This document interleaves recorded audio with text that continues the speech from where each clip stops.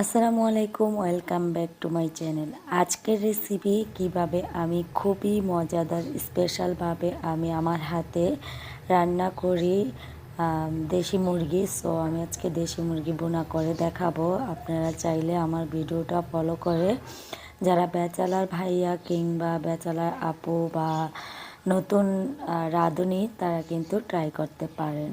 So চলুন আমি আপনাদেরকে দেখাই কিভাবে রান্না করে নিই দেশি মুরগির ভুনা।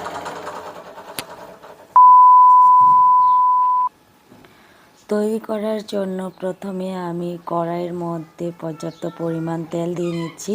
তেলটা একটু গরম হয়ে আসলে তার মধ্যে আমি গোটা আস্ত মশলা দিয়ে দেব।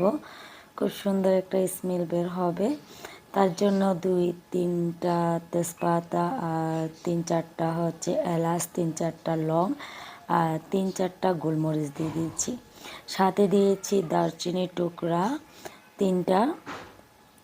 আর এখন দিচ্ছি 1 কাপ পরিমাণ পেঁয়াজ কুচি। পেঁয়াজটাকে অনবরত নাড়াচাড়া করে আমি ব্রাউন কালার করে নেব। যতক্ষণ না ব্রাউন কালার হয় ততক্ষণ অপেক্ষা করব। ব্রাউন কালার হয়ে গেছে পেঁয়াজটা। এ পর্যায়ে দিয়ে দেব আমি আদা রসুন পেস্ট। আমি এখানে দিচ্ছি 1.5 টেবিল চামচ। এখন আমি দিচ্ছি একটি টমেটো, আমি স্লাইস করে কেটে দিয়েছি। দিয়ে দিচ্ছি আমি এখানে 1 টেবিল চামচ পরিমাণ টমেটো সস। তবে কারো কাছে যদি এই টমেটো সস না থাকে সেক্ষেত্রে আপনারা এটাকে স্কিপ করতে পারেন। টমেটো সস দেওয়ার কারণে দেশি মুরগির রান্নার কালারটা খুবই সুন্দর আসে, একদম রেস্টুরেন্টের মতো। তো এজন্য দেওয়া। তারপর আমি হলুদের গুঁড়া দিয়েছি 1 টেবিল চামচ, লাল মরিচের গুঁড়া দিয়েছি 1 টেবিল চামচ, ভাজা জিরা গুঁড়া দিয়ে দিচ্ছি আমি 1.5 চামচ। এখন দেব আমি ধনিয়া গুঁড়া 1.5 চামচ। দিয়ে দিচ্ছি আমি গরম মশলা এখানে 1 টেবিল চামচ।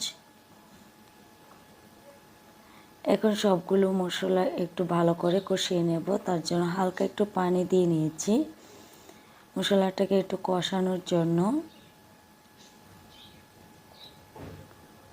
তো আমি 1 মিনিটের মতো মশলাটাকে কষিয়ে নেব। যতক্ষণ না উপরে তেলটা ভেসে উঠে আসে ততক্ষণাৎ আমি মশলাটাকে কষিয়ে নেব।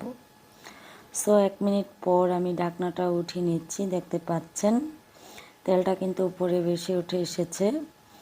তো মশলাটাও আমার এর মধ্যে কষানো হয়ে গেছে। এর মধ্যে আমি এখন দিয়ে দিব দেশি মুরগিগুলো। তো দেখতে পাচ্ছেন আমি এখানে দেশি মুরগি ধুয়ে পরিষ্কার করে রেখেছি আগের থেকেই। তো আমি এগুলো ভালো করে এখন মশলার সাথে মিক্স করব। হালকা একটু পানি দিয়ে তারপর আমি ঢাকনা দিয়ে চুলার আঁচটাকে মিডিয়াম সাইজ করে তারপর কুক করব। তো আমি ঢাকনাটাকে খুলে নিচ্ছি। কিছুক্ষণ পর, প্রায় 10 থেকে 15 মিনিট পর, চুলাটাকে আমি মিডিয়াম ছিল তার মধ্যে কিন্তু আমি আরও 2-1 বার খুলে নাড়াচাড়া করে দিয়েছিলাম। তো দেখতে পাচ্ছেন তো অনেকটাই কিন্তু জল শুকিয়ে এসেছে।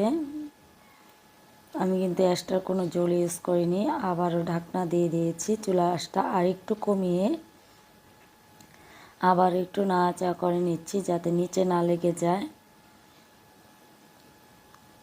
আর যেহেতু এটা দেশি মুরগি সেজন্য একটু ভালো করে আমি এখানে কষিয়ে নিচ্ছি।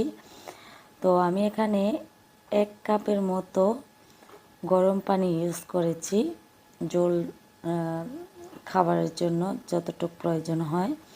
সো 1 কাপ পানি দিয়ে কিন্তু আমি এই মাংসটা সিদ্ধ করে নিচ্ছি পরিপূর্ণভাবে। চুলার আঁচটা একদম লো রেখে আমি প্রায় আরও 10 মিনিটের মতো কুক করেছি। এখন লবণ সব কিছু চেক করে নিচ্ছি, সব কিছু ওকে ছিল। এই পর্যায়ে আমি 3-4টি কাঁচামরিচ দিয়ে দিচ্ছি। আর আমি সবসময় মাংস রান্না করলে ধনিয়া পাতা অ্যাড করি, এতে করে আমার কাছে ভালো লাগে। আপনারা চাইলে এটা অ্যাড করে দেখতে পারেন। এটার ফ্লেভারটা খুবই সুন্দর আসে মাংস রান্নার ক্ষেত্রে। তো হয়ে গেছে আমার মজাদার দেশি মুরগি ভুনা। তো আপনারা বাসায় এইভাবে ট্রাই করবেন। আশা করি আজকের ভিডিওটা আপনাদের ভালো লাগবে। যদি ভালো লাগে অবশ্যই চ্যানেলটিকে লাইক, কমেন্ট এবং সাবস্ক্রাইব করে পাশে থাকবেন এবং ভিডিওটিকে শেয়ার করে দিবেন। আজ এ পর্যন্ত।